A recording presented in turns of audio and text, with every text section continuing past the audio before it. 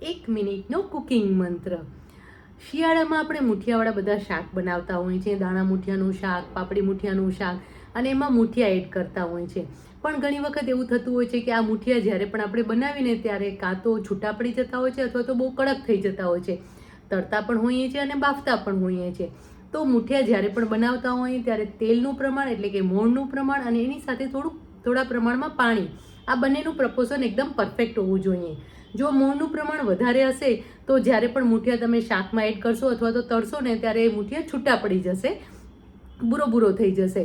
અને જ્યારે એની અંદર તેલનું પ્રમાણ ઓછું હશે ને ત્યારે મૂઠિયા સરસ બંધાયેલા તો રહેશે, પણ જ્યારે તમે એને તળશો અથવા તો બાફશો ને તો એ મૂઠિયા એકદમ કડક લાગશે. એટલે મોણનું પ્રમાણ એકદમ પરફેક્ટ હોવું જોઈએ. બહુ વધારે પ્રમાણમાં એટલે કે મુઠ્ઠી પડતું મોણ ન હોવું જોઈએ. મિક્સ થાય એટલા પ્રમાણમાં મોણ એડ કરવાનું છે. અને પાણી પણ બહુ વધારે ન એડ થવું જોઈએ. જો વધારે પાણી હશે તો પણ મૂઠિયા કડક થઈ જશે.